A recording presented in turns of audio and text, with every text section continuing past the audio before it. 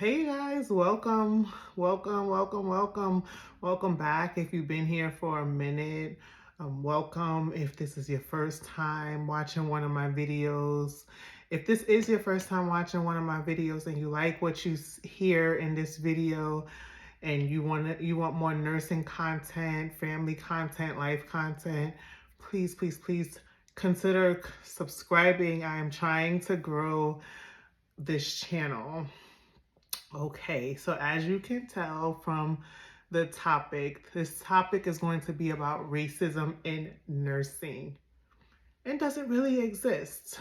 So, if you've been here for a minute, you know that I jot things down, I write things down just to sort of stay on topic. So, if you see me looking off, that's what I'm looking at, just to make sure I am staying on topic. So, does racism exist in nursing?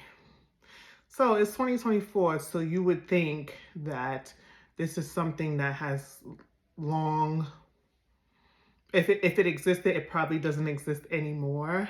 But I'm here to tell you that it absolutely does still exist today in nursing.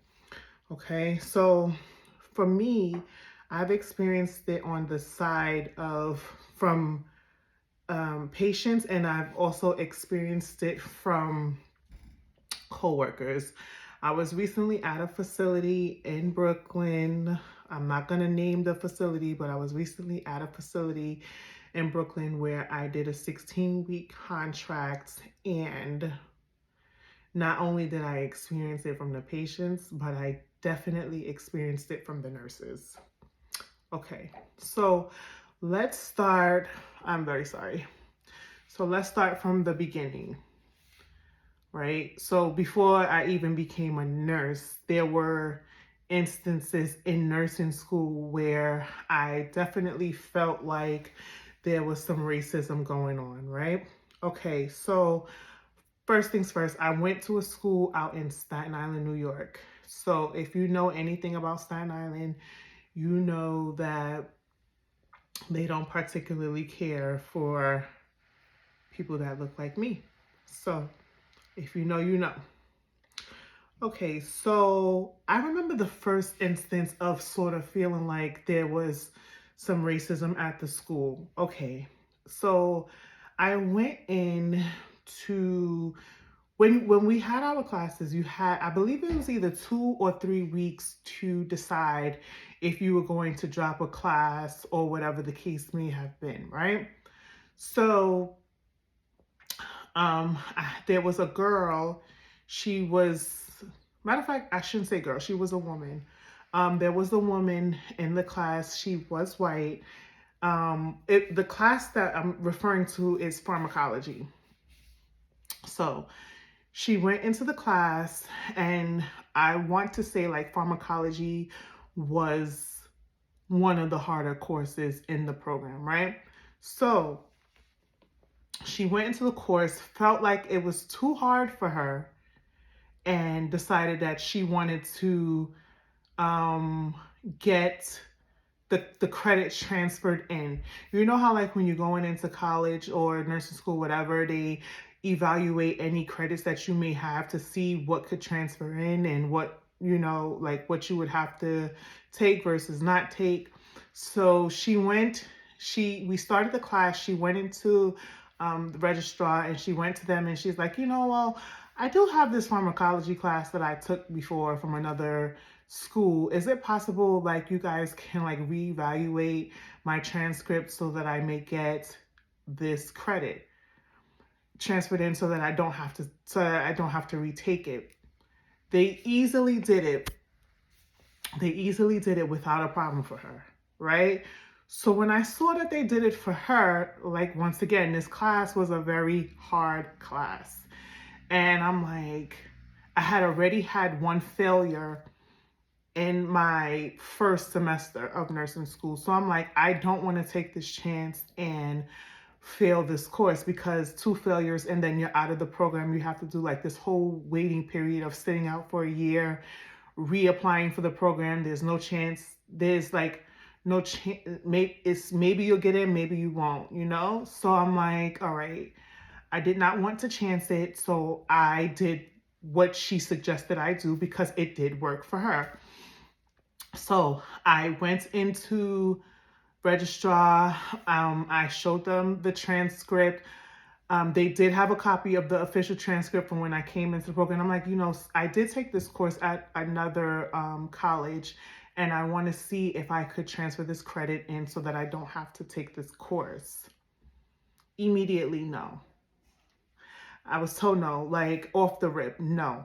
And I'm like, okay. So I watched someone do it right before I did. They took her credit. Then I had another person go in right after I did. Same thing. She felt the course was too hard. And, she didn't want to chance it. And she asked them to evaluate her transcript. They did it. Why? What's the difference between them and me? Someone before me did it, someone after me did it. What's the difference? The only difference in us was our skin tone. So I can say without a shadow of a doubt, that's the reason why they didn't take that credit from me. And they had weird ways of trying to weed us out of the program. We'll talk about that another time, but that happened. That was the first instance, right? The second instance was when we were in, I believe, the fourth semester. We had 5 semesters. We went to school all year round. It was an accelerated program, right? So the fourth semester, we go into med-surg 3, I believe it was. And we had this teacher. This teacher was pretty cool, pretty decent. She was one of the nicer teachers that we did have. And she really only tested us on what she taught on. So if you were present in class, if you paid attention, if you took notes and like really honed in on what she was saying, you were passing the class. That's just what it was. You were going to pass her class. Like literally, I remember going into her final with like a 91 average. And usually, you know how it is in nursing school. You like sometimes you be so pressed like, oh damn, I gotta get 100 on this final to even pass the course. But with me going into this final with a 91, I'm automatically thinking, I got this. It's okay. I'm gonna be okay. I only need like a 60 something. I want to get higher than the 60 something, but even with the 60 something, I will still pass the course and be able to move on to the last and final semester. Okay. 3 weeks before the final comes, I think she decides she's going to leave, right? Fine. She's going to leave. So we get a new professor. This new professor comes and he taught us for the 3 weeks and then we walk into the final. Once again, everybody's thinking that they're going to be okay because we're thinking that there's some sort of communication between these two teachers. Even though she left, like we're thinking, because he said he was going to speak to her regarding the final. So we're thinking, okay, well, she's going to tell him, test on A, B, and C because this is what I taught on, right? So we're everybody's thinking we're going to be okay. When I tell you, when I got to that final, I swore it was another language. Like, I'm like, huh? Like, am I crazy? Am I reading what I'm supposed to be reading? Like, it was a whole new language. So I was just like, okay, all right, I failed. I failed. I know I failed. But in my head, I'm still thinking because I have this 91 average, I'm going to get the 60 something and that's it. I'm going to move on. Child. I don't even remember the grade I got on the final, but I know going into the final, I had a 91. By the time I came out that final, I had a 76. So needless to say, I bombed the final, right? Like straight bombed the final. And passing is 78. So after the final, my average dropped down to a 76. And like I said, passing was a 78. I'm in DR. I'm out like because the semester has already ended. I mean, yeah, the semester has ended, and I took a trip with my friends, and I'm in DR, and I'm just like stalking the portal, the student portal, to know the grade. If you in nursing school, you know exactly what I mean. So I'm like stalking the portal, like, oh my god, when are these grades gonna post? When are these grades gonna post? I believe we were all in a Facebook group and somebody said grades are up. That's all we would ever say. Grades are up. Everybody shoot to the portal, go check their grade. When I seen that 76, I almost puked. I'm like, I know you fucking lying. I know you are fucking lying. Like, are you serious? All right. So I'm like, okay, I'm on the trip with my friends. I'm trying to have fun because I'm on the trip, but in my mind, this is like, girl, you blew it. Like you was about to be out of this program. Like, so I'm trying to have fun, but then I can't help but think, what now? You went through all these semesters, you've wasted all this money, and now look. Now look at where you're at.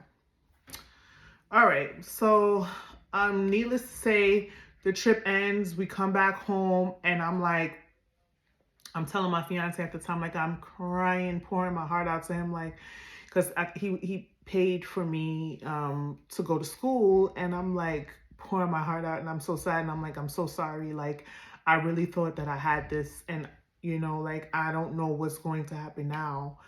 So, you know, can you come with me? Like, basically, can you come with me to the school to see, what my next options are going to be? So he takes off work. He's like, all right, I'm going to come with you. Takes off work, drives me to Staten Island. We're there. He's just like, no matter what happens, be calm. Go in there with your head held high. Don't let what they say knock you down. Just listen to what they have to say what you have to say, and respect whatever the end result is. When I tell you, when I got to that school, there was so many of the white students there because they all failed too. And I'm like, okay, I don't know if this is a good thing or a bad thing, but I know that they were threatening the school with lawyers. I know they wanted to do like some petition and just like, they were like ready to go all in. So finally, the end result of that was we were able to move on to the 5th semester, but we also had to retake that other med surge while we were in 5th semester's courses. So we had to retake it. I'm like, in my mind, I'm like, well, I don't know how I'm gonna do it, but I'm gonna goddamn do it because I need to get on. Like, this part of my life needs to be over. Like, I want to be done. I need to be done. So it is what it is. I can almost guarantee you that if it were only the Black students that failed that final and ultimately failed the course, we would have never gotten through. So that's just two examples of racism that I experienced. I can almost guarantee you that. And anybody who I went to school with can vouch. They know, like I know, that if it had not been for those other students, we would have failed. And that would have just been the end of it. Needless to say, whatever. Moving forward, getting into the working field, right? When I first became a nurse, it was so hard for me to find a hospital position. And I knew of so many other people who were finding hospital positions. And I'm like, I had a friend who even like started out in the ICU, right? So I'm like, why is it so hard for me to find a hospital position? Like, we have the same credentials. We went to the same school. Why is it that she was thrown right into the ICU? Not thrown, she applied, and rightfully so. She got the position, as she should. Kudos to her, as she should. But I'm like, what's wrong with me that I'm not getting I'm not, being called back for these ICU positions. Or I even applied for like labor and delivery, and I was not getting any calls back. All I kept hearing is go into the nursing home, or maybe you should apply for med surge. And I'm like, what if I don't want to go into the nursing home? What if I don't want to start in med surge? What if I want the med surge is a specialty in its own, but I'm like, that's not where my heart is. Why should I have to go there? I ended up starting in a nursing home because I'm like, girl, you need money like yesterday. These bills gotta be paid. You gotta, you gotta start living. You gotta, you gotta jump in where you fit in.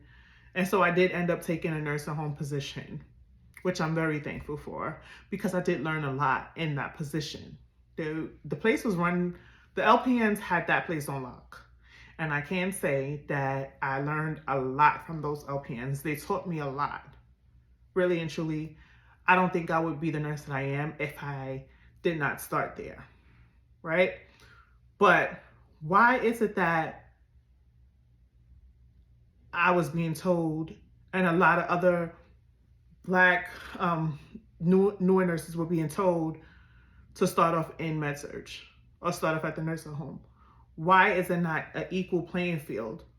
Like, I really didn't understand. And I would ask around because I just wanted to know. I had a lot of white friends that I went to school with, and I would ask around, like, are you experiencing this? And they're like, no, we're applying for labor and delivery. We're applying for the ICU. We're applying for blah, blah, blah. And we're getting calls back. And I'm like, okay. So what's the problem really? And once I did get into the hospital, I would see like certain specialties had a certain like aesthetic. Why is it that the ICU, if you do have Black nurses, why are they all on the night shift? Why is it only that there's white nurses during the day shift? What's going on? Is everything okay? I don't get it. So things like that just always had my antennas up. Then let's get into my experiences from patients and from coworkers. So even up until just recently, I'll share a recent example. I had a white lady who was a patient. Now, me as a nurse, I do not care who you are. Black, white, Chinese, Spanish, and the list goes on and on and on and on. Me, this nurse, I don't give a damn who you are, where you're from, the color of your skin. I'm going to do, if you're in my care, I'm going to do what I have to do for you. I'm going to try and make sure your experience and your time with me, even though it may be like an unfortunate thing for you to have to be in a hospital, I'm going to make sure that you're okay and that you're well taken care of. That's just how I am as a person. That's how I am as a nurse, right? I want everyone's experience with me to be a good one. So this just happened the other day. I have this white lady. She I could see from when I came in that she was going to be annoying. Nonetheless, when I have that feeling that someone's going to be annoying, that's the person that I run to first. Like, what is it, before I even start meds or anything, what is it that I can do for you? What is it that you need? Do you need to be changed? Do you need water? Are you in pain? Like, I'm trying to scope out the scene before I get started. So I go to her and she's like, well, I hear her screaming, nurse, nurse, nurse. So of course I go to her first and I'm like, what's going on? Hi, my name is Selena. I'm going to be your nurse today. What is it that you need? Oh, I need some ibuprofen. Fine. I saw that she had some ibuprofen and PRN, and I'm like, okay, I'm going to get it for her. I got it for her. Before I even said anything to any other patients, I pulled that ibuprofen for her because I'm like, I don't want to hear her screaming. So I pulled the ibuprofen for her, gave it to her with some water. I'm like, I'll be back around. I'll circle back around in a little while because I'm going to do the official med pass. So she's like, okay. So when I get to her room, I'm in front of my cow and I'm looking at her meds and I'm trying to see like, what she's on, what she's taking. I'm looking through her H&P really quick just to see what she came in for, so forth and so on. So she's like mumbling stuff and she's like, all these black fucking nurses that work here, like I can't stand them. But she's like whispering it, but I can hear her. So I'm like, all these black fucking nurses that work here. Okay, so she has some sort of preconceived notion about black nurses, right? And I can't take away from her experience, but I can just say who I am and how I am as a nurse. So I hear just going on and on and on, like, oh, they only work here because they can't find work anywhere else. They could never go to an NYP or one of those prestige hospitals. That's why they're stuck here in this neighborhood. So she's just making all these crazy, crazy comments. And I'm like, At first I was ignoring her because after a while you get to know that the patients are just the damn patients and you can't answer everything that they say because sometimes they don't even be knowing what the hell they're talking about. So it's like not even worth it. But I'm like, nah, I gotta say something to her. So I go and I pull her meds and I pop the meds in the cup or whatever. And I told her, I said, listen, in a very low tone, I got closer to her and I said to her, listen, today there's no text here. So unfortunately for you, you just got me, the black nurse. So I need for you to relax, take it easy.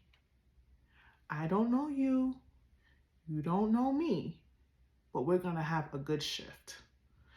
You need me to change you, to feed you, to give you meds, and to basically do everything for you because you're bedbound. So in order for us to get that done in a nice way, you got to show me some respect.